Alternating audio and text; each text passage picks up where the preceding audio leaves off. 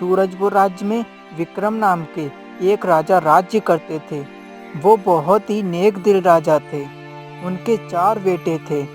सबसे बड़ा बेटा, जिसका नाम आदित्य था, उससे छोटा वीरेंद्र सिंह।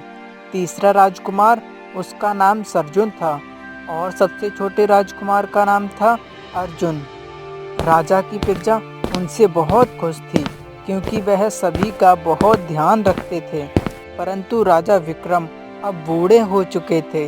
उन्हें हर पल एक चिंता सताया करती थी कि उनके 4 पुत्रों में से राज्य का राजा किसे बनाया जाए।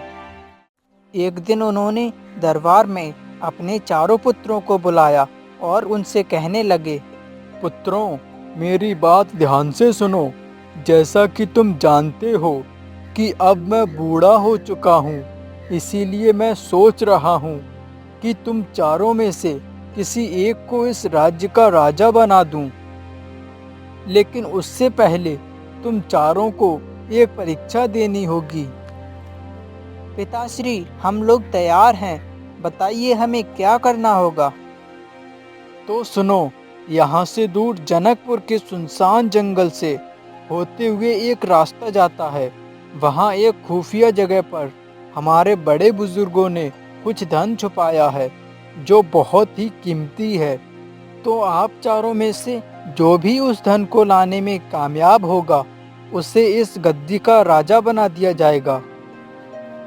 ये आप क्या कह रहे हैं महाराज?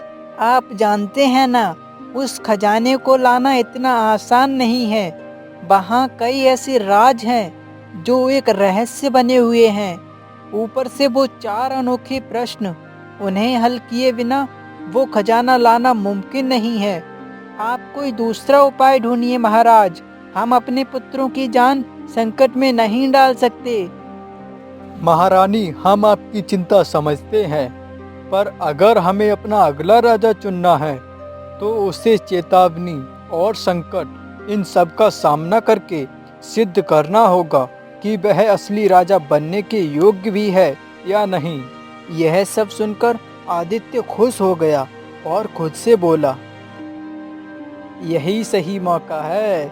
हमने कई साल इस गद्दी का इंतजार किया, अब और नहीं करना चाहते। तभी आदित्य राजा के पास आकर कहता है, पिताजी, आप बिल्कुल निश्चिंत रहिए। हम जरूर जाएंगे और वह खजाना लेकर आएंगे। और माता, आप भी चिंता मत कीजिए, हम सही सलामत लौट आएंगे। बहुत खूब राजकुमार, हमें तुमसे यही उम्मीद थी। कल सुबह होते ही तुम सफर के लिए निकल जाना।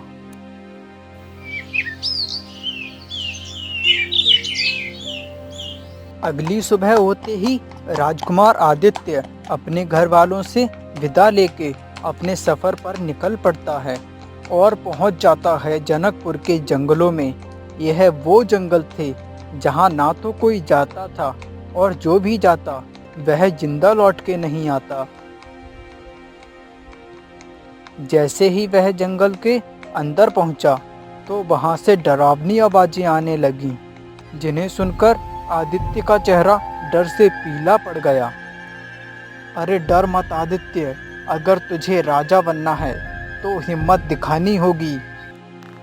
आदित्य हिम्मत करके आगे बढ़ता है कि तभी उसकी नज़र एक पेड़ के नीचे बैठे साधु पर पड़ी।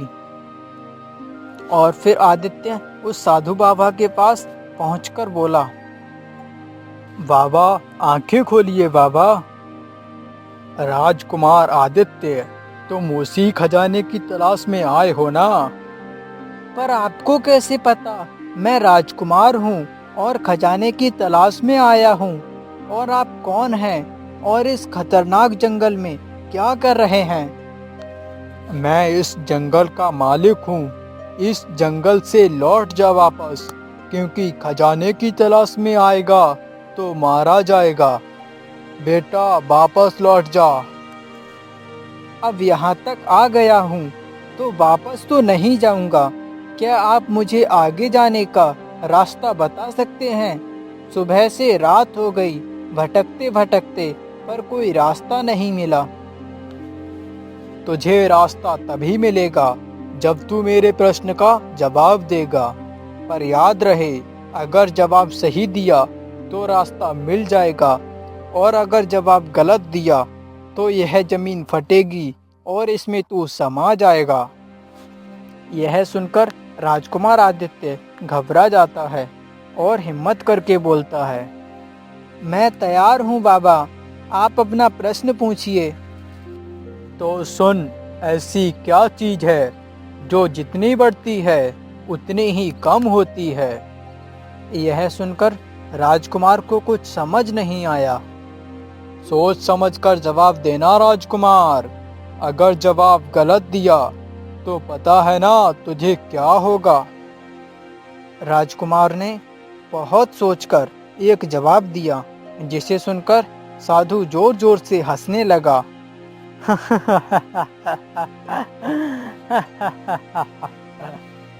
मैंने कहा था ना, तुझसे ना हो पाएगा। यह सुनकर राजकुमार डर गया। तभी बाबा के आंखों से एक रोशनी निकली और जमीन बीच से फट गई और राजकुमार उसके अंदर समा गया। इसका सफर यहीं तक था। ऐसा कोई नहीं बना जो उस खजाने तक पहुंच भी पाए। हाथ लगाना तो बहुत दूर की बात है। ऐसे ही 2 दिन बीत गए।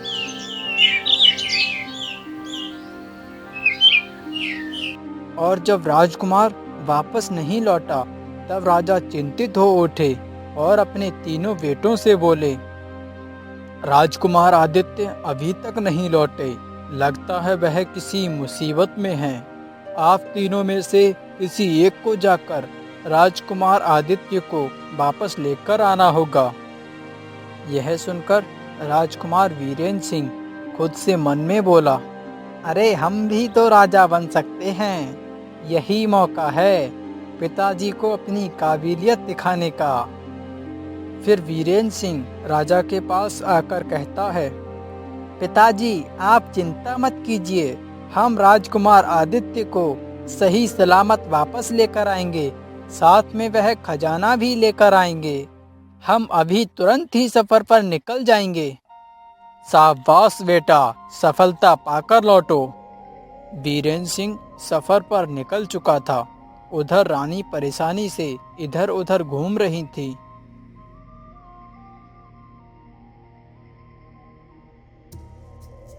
क्या हुआ महारानी, आप इतनी चिंतित क्यों हैं? कैसे परेशान ना हो महाराज, हमारा एक बेटा 2 दिन से उसका कुछ पता नहीं है।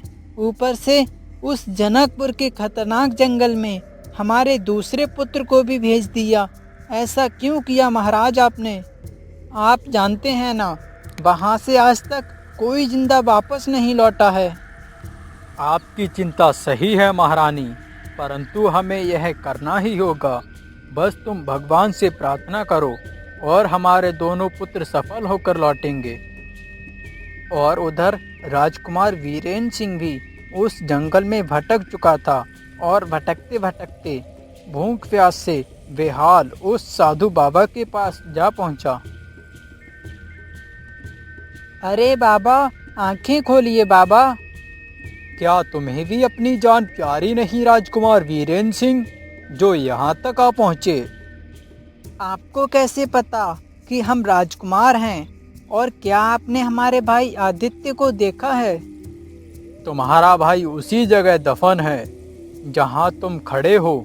अगर तुम चाहते हो कि तुम्हारा यह हाल ना हो तो वापस लौट जाओ। यह सुनकर राजकुमार वीरेंद्र सिंह डर से सहम गया और खुद से बोला, क्या हम लौट जाएं? यहाँ तक आकर खाली हाथ भी तो नहीं लौट सकते। हमें राजा बनना है, हमें आगे बढ़ना ही होगा, हमें हिम्मत करनी होगी। मैं वापस नहीं जाऊंगा। साधु बाबा, आप बताएं मुझे क्या करना होगा अपने भाई को ठीक करने और उस खजाने तक पहुंचने के लिए। तेरे भाई जैसे यहाँ हजारों लोगों की जिंदा कब्र बन चुकी है। अब तेरा भाई और यह बाकी के सभी लोग तभी ठीक हो पाएंगे जब कोई उस खजाने को हासिल कर लेगा। तो उस खजाने तक पहुंचने का रास्ता बताएं बाबा। उसके लिए तुम्हें मेरे एक प्रश्न का सही जवाब देना होगा। अगर नहीं दे पाए तो तुम भी तुम्हारे भाई की तरह इसी जमीन में समाकर एक कब्र में तब्दील हो जाओगे। आप अपना प्रश्न पूछिए, मैं तैयार हूँ बाबा। तो राजकुमार, मेरा प्रश्न ये है कि ऐसा क्या है जिसे हर कोई डूबते हुए देखता है परंतु बचाता कोई नहीं। यह सुनकर वीरेंद्र सिंह का दिमाग उलझ जाता है।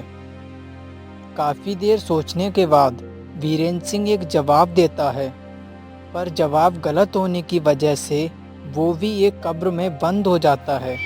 और ऐसे ही फिर 2 दिन बीत गए, पर दोनों राजकुमार में से एक भी राजकुमार वापस घर नहीं लौटा। दोनों राजकुमारों में से एक भी राजकुमार नहीं लौटे। अब हम आपकी एक नहीं सुनेंगे महाराज। हम अपने बाकी के दोनों बेटों में से किसी को भी नहीं भेजेंगे। आपकी चिंता सही है महारानी, हमें भी बहुत चिंता सता रही है, परंतु अगर हमें अपना अगला राजा चुनना है तो हमें ऐसा करना ही होगा। आप बेफिक्र रहिए महारानी, हमारा पुत्र सर्जुन, हमें उस पर पूरा भरोसा है।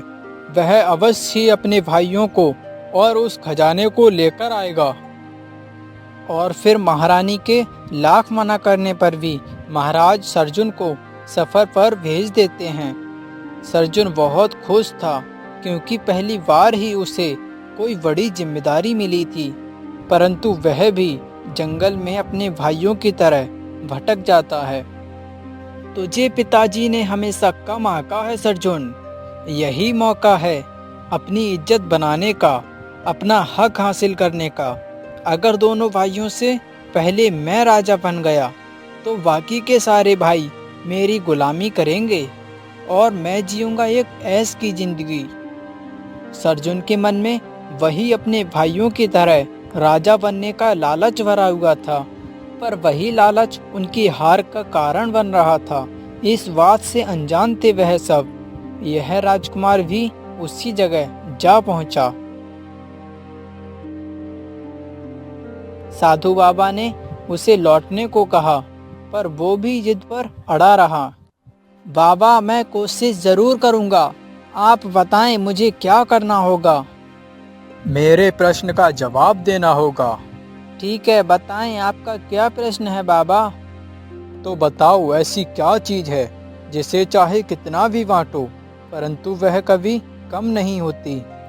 यह सुनकर सर्जुन खुश हो जाता है और बोलता है, मुझे इसका जवाब पता है। दौलत। दौलत ही एक ऐसी चीज है जिसे कितना भी खर्च करो पर वह कभी खर्च नहीं होती। गलत जवाब मूर्ख, तू भी इस इम्तिहान में फेल हो गया। और कुछ ही देर में बाकियों की तरह सर्जुन की भी एक कब्र बन चुकी थी। ऐसा कोई नहीं बना जो मेरे प्रश्न का जवाब दे सके, कोई भी नहीं।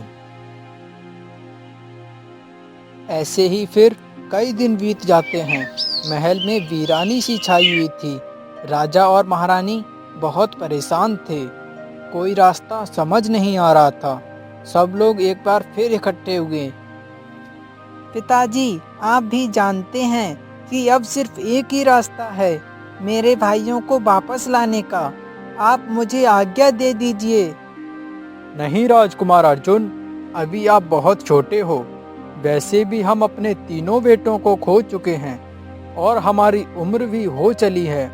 ऐसे में हम आपको नहीं खो सकते। आपको हमें आज्ञा देनी ही होगी पिताजी। हम भले ही छोटे हैं, हमें तजुर्बा भी नहीं है, पर हम इतना जानते हैं कि हम अपने भाइयों से और अपने राज्य के लोगों से बहुत प्यार करते हैं। एक मौका तो दीजिए पिताजी। आखिरकार राजकुमार अर्जुन की जिद के आगे महाराज को झुकना पड़ा और राजकुमार अर्जुन को जाने की आज्ञा दे दी। राजकुमार अर्जुन तैयार होकर उसी जंगल में जा पहुँचे। उसे वही साधु बाबा नजर आए। अरे, यह साधु बाबा जंगल में क्या कर रहे हैं?